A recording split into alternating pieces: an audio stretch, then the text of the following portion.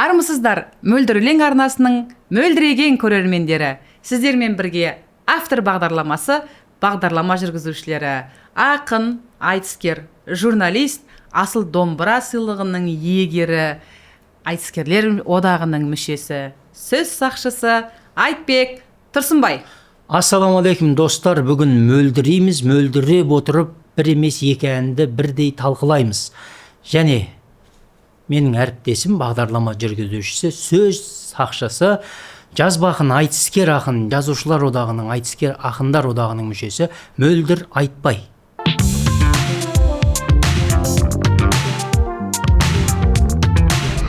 Мөлдір, бүгін не болды? Соншама жылдырап тойға баратын адамсың. Өйткені бүгінгі талқылайтын әніміз, қалай ойлайсыздар? Күлгін көйлек. Қалай? Ақ көйлек киген, көк көйлек киген құрбыларым да бар деп ойлап қалмаңыздар. Еркебұлан Құмаров, жылтыр көйлек. Кеттік.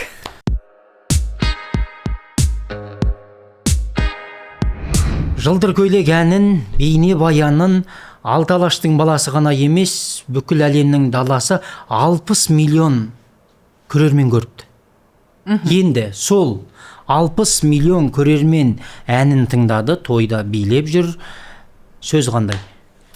5656 адам пікір жазған өлеңді сіздерге тыңдатайық.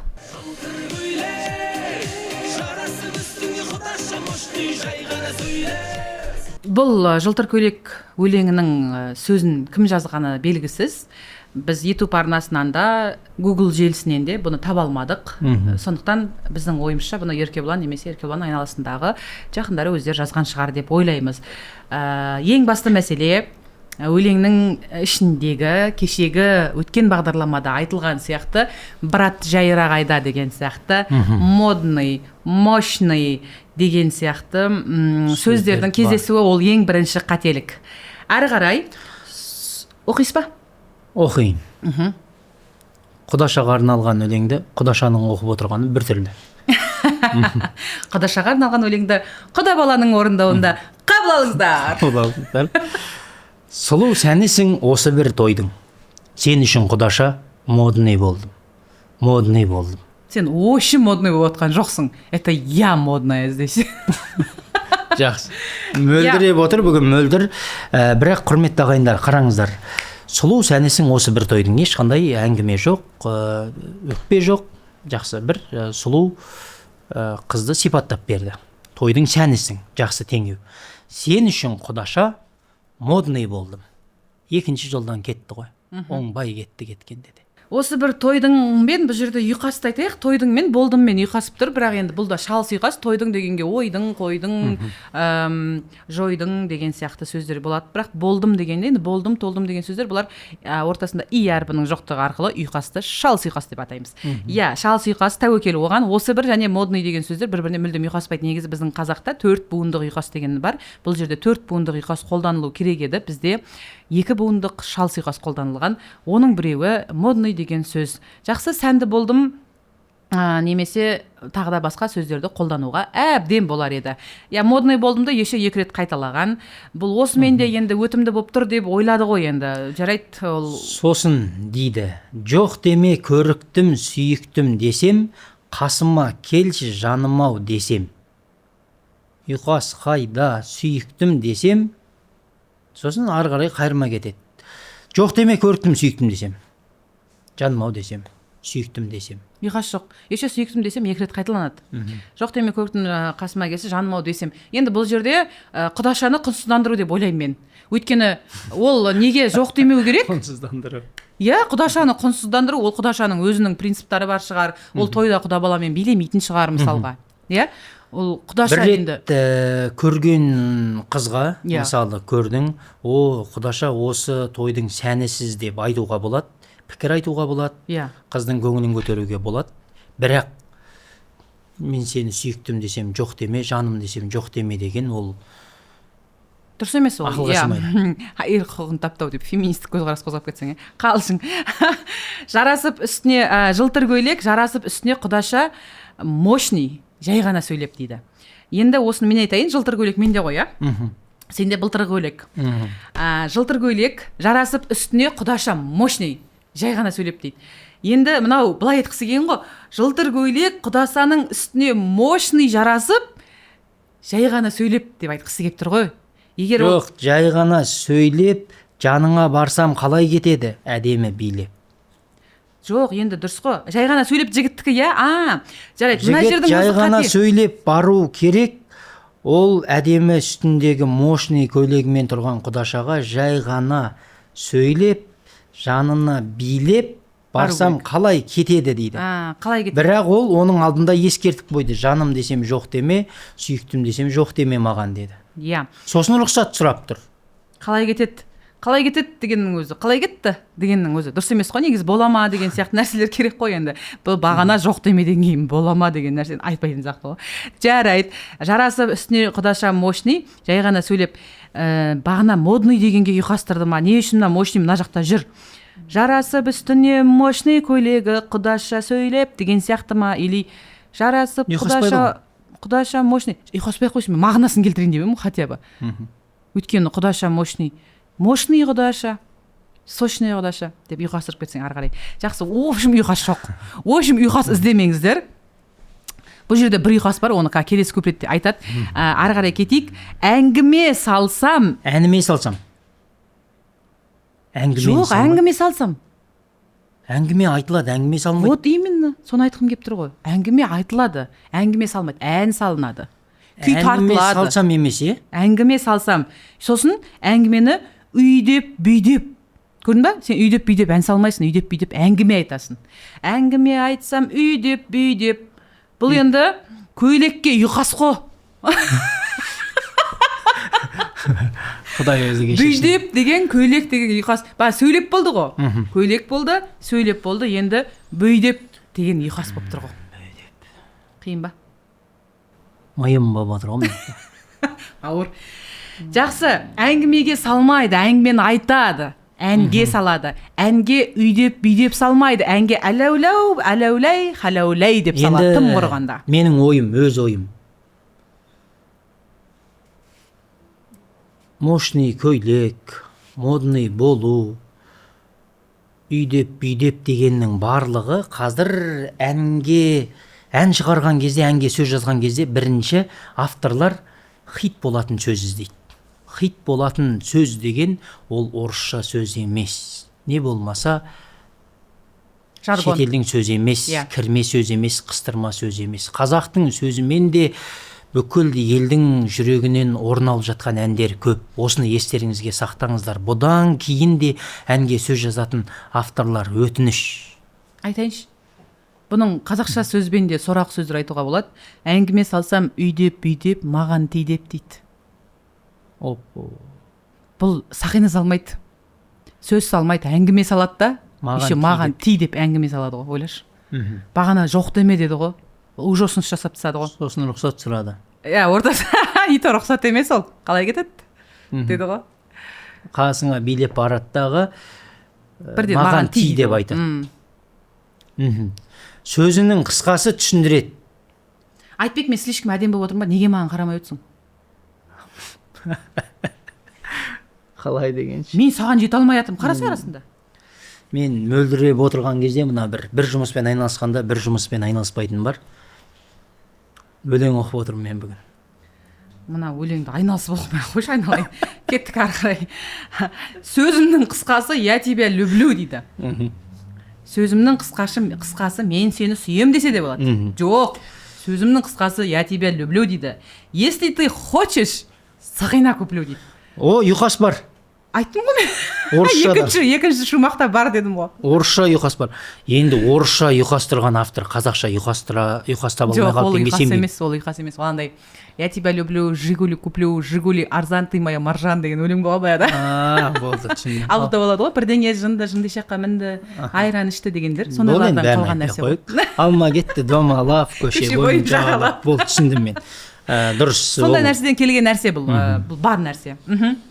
Сақина куплюді екі рет айтады. Если ты хочешь дейді, бұл өзі маған ти дейді, еще если ты хочешь дейді. Ти дейтін болса, ол ти деп айту үшін адамда бір сақина болу керек.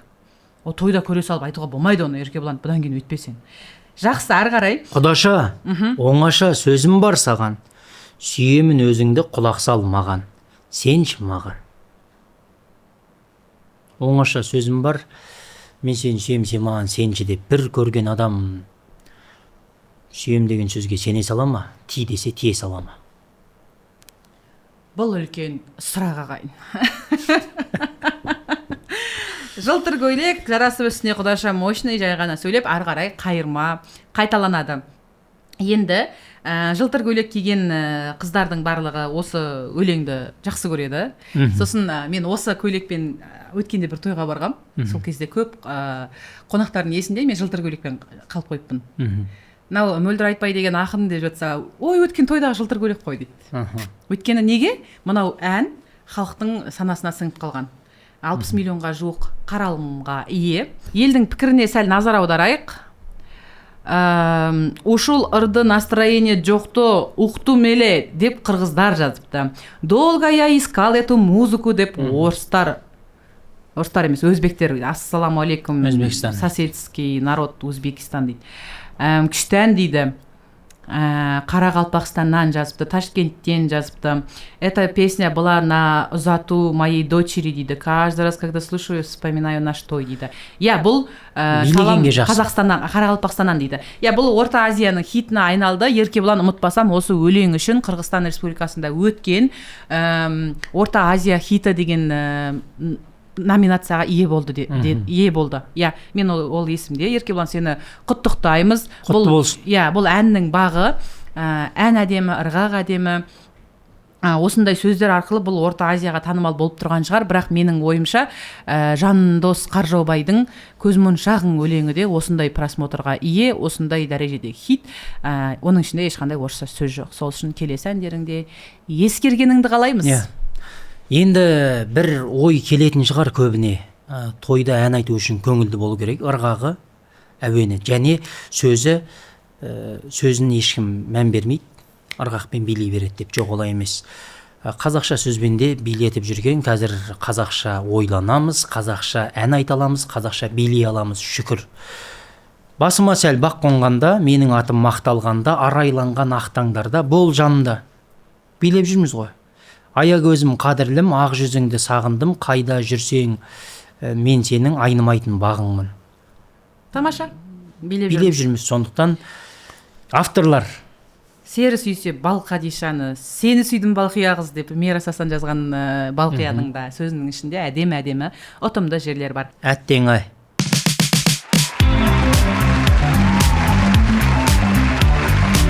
Автор бағдарламасы тек қана әттең ай дейтін әндерді емес, шіркін ай дейтін әндерді де ел назарына ұсынады. Бүгінгі кезекте Мұхтар Ханзаданың орындауындағы Үйге қайтам әні. Әні кімдікі? Әнін жазған Әділет Жауғашар, сөзін жазған Рамазан Амантай. Үйге қайтам. Мұхтар Ханзаданың осы өлеңі Әгугай желісінде 3 миллионға жақын қаралымға ие екен. Енді 25 миллиондармен салыстырған кезде әрине аздау, бірақ менің өзім осы өлеңді өте жақсы, қатты махаббатпен тыңдадым. Жаңа жылтыр көйлекпен Құдашамен таныстық, Құдашаға сөз салдық, сақина салдық. Енді сол Құдаша деп қалмай үйге қайтайық. Есің барда елің тап. Үйге қайтам, сағындым мен, береке толы үй үшін. Жақсы, бұл өлеңнің астына жазылған пікірлердің саны да әжептеуір. 300-ден астам пікір бар екен. Былтыр бауырым жұмыстан келгенде осы әнді колонкаға қосып алып билеп жүретін еді. Жан бауырым, үйге бір сәтке келсең ғой, біз сені қатты сағындық, Алланың қамқорында бол дейді. Бауыры оралмай қалған кісінің жазған пікірі сияқты. Вахтада жүргенде естіп жүретін болдым дейді. Біздің қазір қазақтың жартысы шетелде, жартысы вахтада, осындай үйінен алыс жерде жүрген қазақтың балалары, азаматтары бар, оларға үлкен жанына демеу болатын өлең. Үй деген сөздің өзі жылы естіледі ғой дейді. Осындай тамаша пікірлер бар. Біз ол пікірлерді қазір әрі қарай жалғастырамыз, өйткені бұл тыңдармандармен біздің пікіріміз бірдей. Өз үйім өлең төсегім. Кез келген шаруада, Алматының кептелісінде, қоғамның у-шуынан, даңғазасынан шаршап шалдыққан кезде адам бәрібір жаралы қасқырдай жарасын емдеп жазуға, бәрібір жанына тыныштық табуға үйіне барады, үйіндегі жандарды сағынады. Соны Рамазан бауырымыз өте бір жақсы сипаттап, суреттеп берген екен. Ендеше оқиық. Алматыдай сүйген қалам адамдары миллиондаған. Қараш, сүйген қалам миллиондаған. Міне, миллион дегенде қазақтың сөзі емес, бірақ миллионның аудармасы жоқ. Ол ағылшында да басқа мемлекеттерінде тілінде миллион, бірақ өте әдемі, керемет. Енді Алматыда миллиондаған адам болса, оны қалай деп айтамыз енді? 100 мыңдағанның оны деп айта алмаймыз ғой. Сондықтан өте тамаша, ұтымды қолданған. Сүйген қалам миллиондаған деген ұйқас, бас сүйегіндей қабысқан ұйқас. Шаршамай ма адам қылудан, шаршап кеттім мен сендерден, әріптестен, кеңседен де, таңдап алған мамандығымнан дейді. Алматыдай сүйген қалам. Сәл оқи алмай жатқан жоқсыз ба мынаны? Жоқ, Алматыдай сүйген қалам адамдары миллиондаған, шаршамай ма адам қылудан. Шаршап кеттім мен сендерден, әріптестен, кеңседен де, таңдап алған мамандығымнан. Болыңызшы кешірімді, телефоным өшірулі. Сұрағанға сүй деп айтыңдар. Аяқталды жұмыс күні, жанның керек тыныштығы, өздерің де үйге қайтыңдар. Үйге қайтам, сағындым мен, береке толы үй үшін. Үйге қайтам, сағындым мен, бөбектерімнің иісін. Үйге қайтам, сағындым мен, асыл жарымның кешкасын, сұлулығын, қылықтарын айтпай-ақ қоям, басқасын дейді. Тамаша емес па? Отбасыдағы махаббатты, сый, құрметті, сүйіспеншілікті, өртті, дертті, жалынды барлығын өте әдемі деңгейде топ өткізе салды, иә? Айтпай қоям, басқасын деді. Басқасын әркім өзі біледі. Екінші шумақ. Ұлым өсіп келе жатыр, қызым өсіп келе жатыр, тоқтатпайсың уақытты мүлдем, үйім толы несібеге, мұңаймаймын осы неге, ойлап тұрсам бақыттымын мен, ең қымбатты достарым-ау, өмір деген қасқағым-ау, ұмыттыңдар баяғы жерді, кешір мені сүйгенім-ау, уәде берем үйге мынау, кеш келуді қоямын енді. Тамаша, әйеліне беріп тұрған уәдесінің өзі қандай тамаша. Үйге қайтам, сағындым мен деп әрі қарай қайырма жалғасады. Бұл әнді Мұхтар Ханзада тамаша орындаған. Мұхтар Ханзаданың орындауында да шаршама тек шаршама деген сияқты сәл-пәл осал әндер бар, бірақ қазір той, шаршаманың сөзі сәл-пәл жақсырақ енді. Сондықтан біз Мұхтардың жақсы жағын айтуға шешім қабылдадық. Рамазанға барша қазақ халқының атынан алғысымызды айтамыз. Жақсы тақырып, өзекті тақырып, елдің бәрінде бар тақырып және кез келген адамның үйіне деген сағынышын еріксіз оятып жіберетін және үйіне махаббатпен, мейіріммен баруға ой салатын жақсы ән, жақсы мәтін бастысы. Енді достар, жақсы сазгер ән шығаруы мүмкін, бірақ егер автор мықты сөз мәтін жаза алмаса, ол әннің де бағы жан байды. Сондықтан орындаушы әнші, онымен қатар автор мен сазгер де етене жақын шығармашылық байланыста болса, бір-бірін тілсіз үнсіз түсінетін болса, дұрыс болады деп ойлаймын. Бағы жан байды дегенге келіспеймін. Мысалға Чина Братан Чингисхан деген өлеңнің ютубтағы просмотры 310 миллион. Бұл өлеңді қазір кез келген баладан сұрасаң жатқа айтып береді. Ол бағы жанбады деген сөз емес. Бағы жануы мүмкін, просто тек қана ғұмыры қысқа болады ағайын. Жоқ, бақ тауып та қонады ғой. Иә, ауып қонған бақтың ғұмыры қысқа екені ол онсыз да мәлім ғой. Бұл жерде менің назар аударғым келіп тұрған басты мәселе, бұл өлеңнің әнін жазған Әділет Жауғашар. Әділет Жауғашарды тамаша әнші ретінде бәріміз танимыз. Әділеттің осындай керемет сазгерлік қыры да бар ағайын. Болмаса айтса салайық. Бәрібір жеңіп қаласың. Ендеше әттең-ай дейтін, шіркін-ай дейтін кездеріміздің, әттең-ай дейтін кездеріміз көп болсын. Әттең-ай деген көп болсын дегенес. Оң маған не айтып жатсың? Аяқтап атық қой. Әттең-ай деген көп болмасын десей. Ойбай, керісінше екен ғой. Ойбай, ой құдағай кеш. Мені жеңем дейді да, айтыстан тағы да. Осымен біздің бүгінгі шығарылымымыз аяқталды.